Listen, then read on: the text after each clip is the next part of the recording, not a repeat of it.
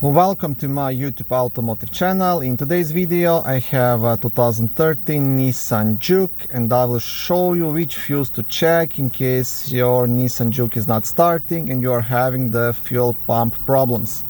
This video will apply to Nissan Jukes made from 2011 all the way up to 2017.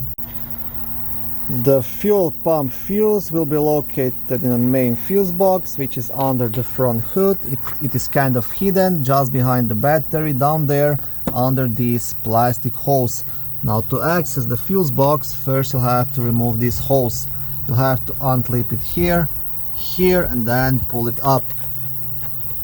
Okay, so just like this, and here just pull it up and completely remove it.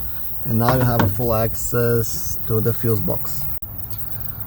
To open the fuse box, you'll have 4 black tabs, 2 on this side and 2 on the opposite side. So you want to unclip each of these and leave the cover up.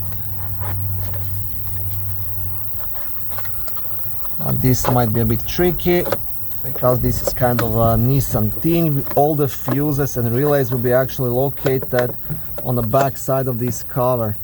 So you have to kind of lift it under the angle to be able to reach everything. Here on the top you'll also have a small fuse diagram. And the fuel pump fuse, it's a fuse number F20, which is a 15 amp blue fuse located here. So this is your fuse. Thank you for watching this short video. I hope it was helpful and educational. If it was, please like it and consider subscribing to my YouTube automotive channel.